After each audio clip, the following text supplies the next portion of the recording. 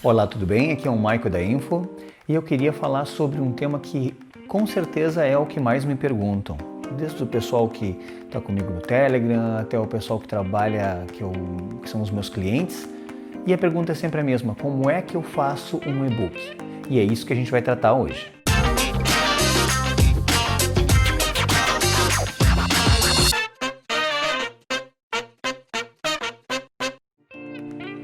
O primeiro ponto que eu queria tratar com relação ao e-book é quais são os motivos que nos levam a fazer um e-book hoje. Para que fazer um livro virtual? Vamos começar primeiro o que é um e-book.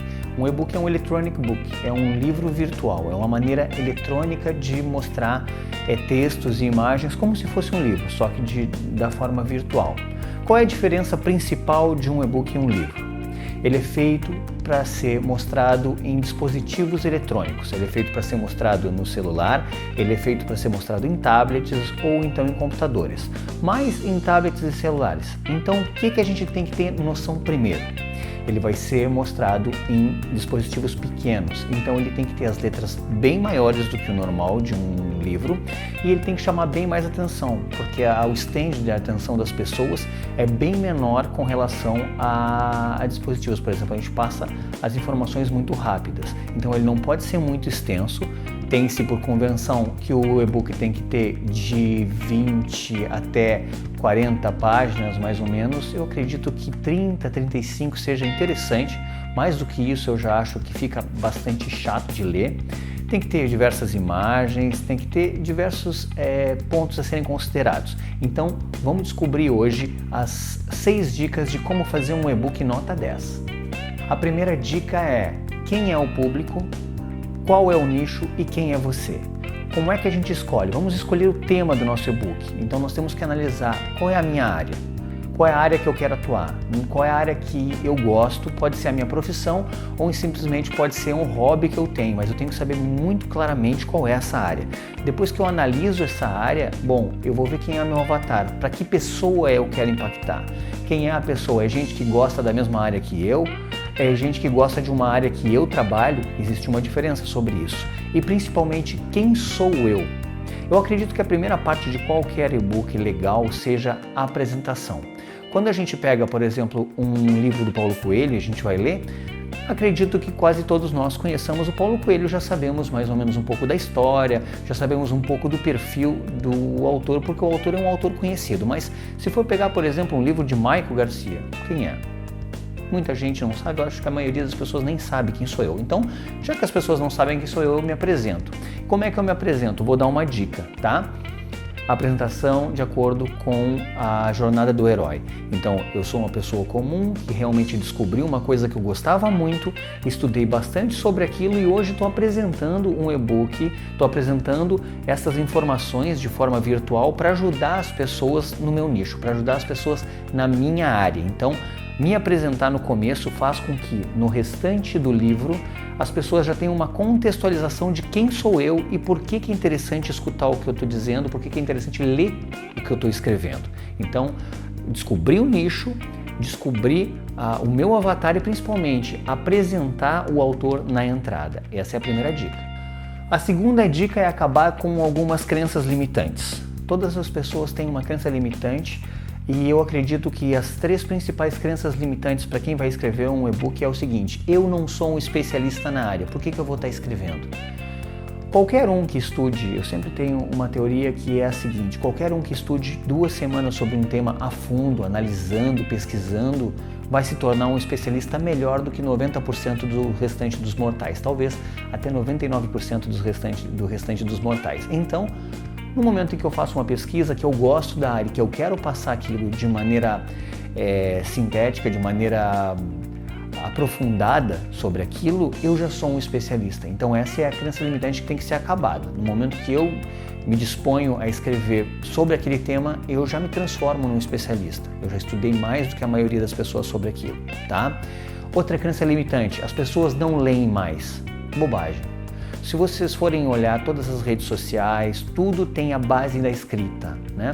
Embora tenha uma imagem, tem a legenda. Você vai pegar, por exemplo, o Instagram, que ele é bastante visual, tem muitas imagens, mesmo assim ele tem muita parte escrita, inclusive as configurações, é tudo escrito. E se a gente fizer um guia, esse guia vai ser lido várias e várias vezes. Então, essa é outra crença limitante que eu acredito que tenha que ser vencida de uma vez por todas, tá? Outra crença limitante é: eu não gosto de escrever. Eu não gosto de escrever. As pessoas não têm o costume de escrever, mas como é que eu vou dar uma ideia de como se escreve de maneira fácil. A ideia da escrita veio porque a gente tinha uma arte oral lá atrás, lá os nossos antepassados lá, eles tinham a cultura oral.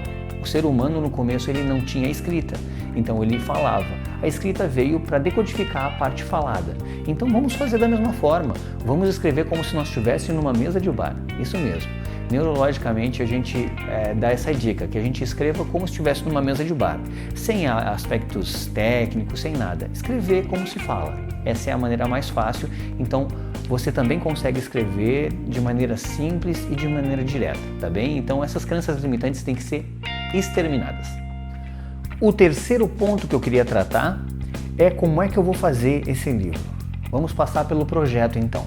Como é que a gente faz o projeto? Depois que a gente definiu quem é o avatar, qual é o tema, a gente vai fazer uma pesquisa bastante aprofundada. E como é que eu faço essa pesquisa na internet?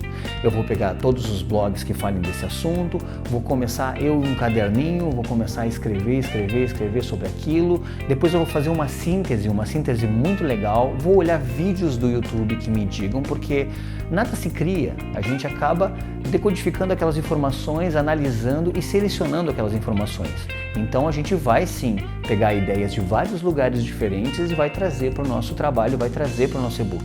Essa pesquisa é muito importante, a gente vai trazer pesquisas de fatos relevantes, a gente vai trazer visões de outras pessoas, dá até para indicar, por exemplo, como eu vi no site do fulano, é assim, assado, como o Beltrano que trabalha nessa área diz, lá, eu posso citar outras pessoas também, não tem nada de errado com isso. Então essa pesquisa vai levar um tempo, acredito que umas 2 semanas a gente possa fazer uma pesquisa bem aprofundada sobre o caso, utilizando o que o Google nos dá também, como o Google Trends, como o planejador de palavras-chave, que também a gente vê o que é mais pesquisado, em cima disso a gente vai pegar os nossos tópicos. Tem várias formas de fazer essa pesquisa e essa análise. Pesquisas científicas também são importantes, então a gente dá uma olhada lá, vê quais os estudos que foram feitos, cita quais os estudos que foram feitos e aí vai fazendo essa grande pesquisa que vai ter como produto final o nosso e-book.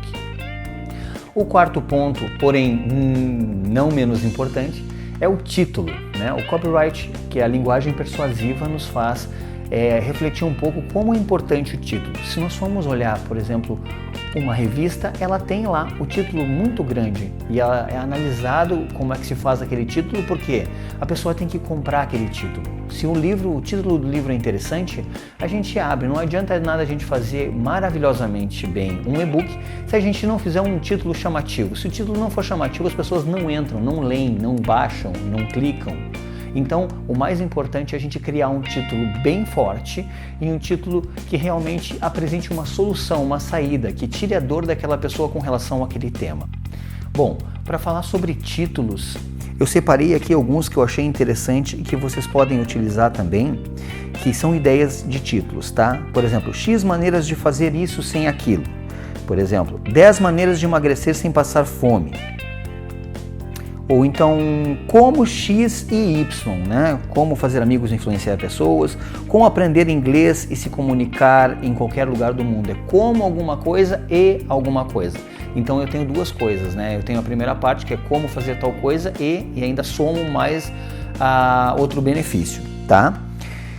Como X mesmo que Y. Então assim, como editar um vídeo mesmo que você não entenda nada de computadores, é como empreender no mercado digital mesmo que você já tenha uma idade avançada, ou como empreender no mercado digital mesmo que você seja muito novo, ou como alguma coisa mesmo que aí a parte que poderia ser um limitante, mas não é.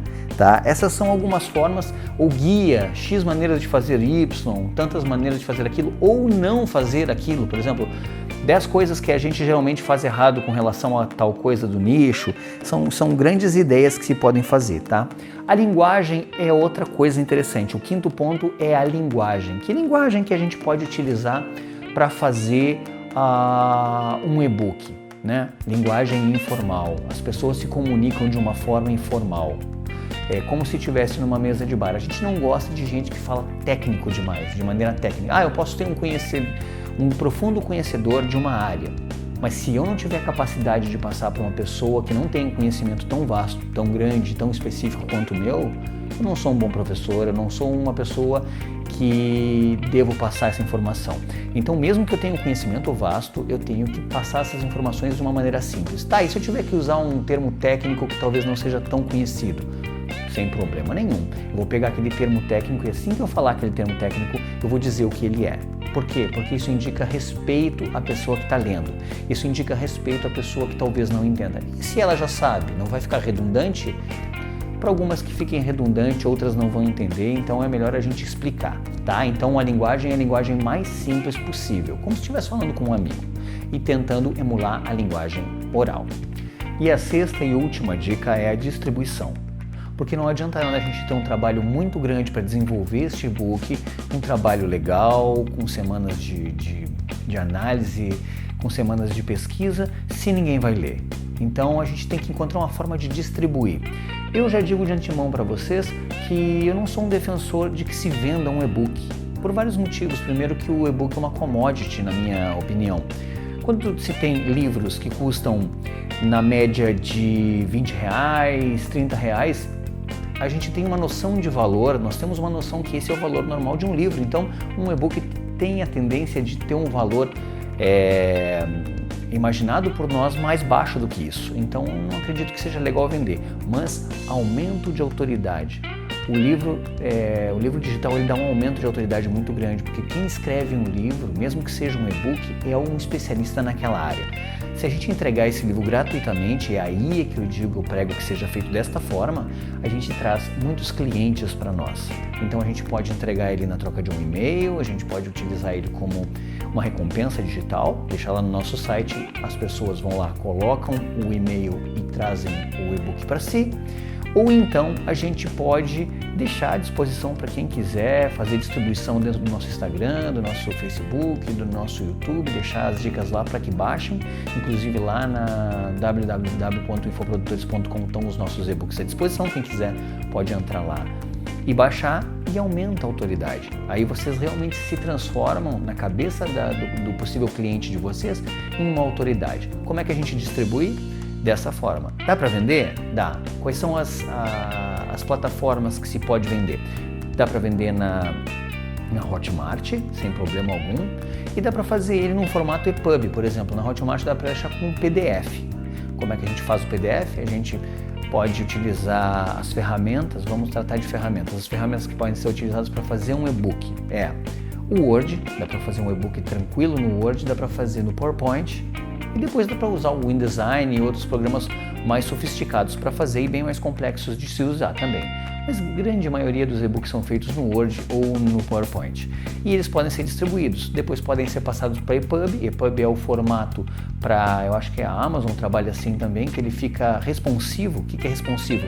Ele se adapta, ele adapta o texto e as imagens para que fiquem de maneira correta em todos os dispositivos, sejam eles mais compridos, sejam eles quase quadrados, aí ele vai ajeitando os elementos ali dentro. O EPUB tem essa capacidade, mas a maioria das pessoas ainda fazem PDF, que o PDF é mais legal. No Word dá para fazer, a gente transforma ele num e-book e depois que ele já está pronto, todo configurado, a gente salva ele como PDF, bota salvar como lá e escolhe o formato PDF e já pode distribuir ele de qualquer forma, até para proteger o PDF ali, para que ninguém possa mexer mais nele, tá? E a distribuição pode ser feita em vendas na Amazon e pode ser feita em vendas no Hotmart também. Valores.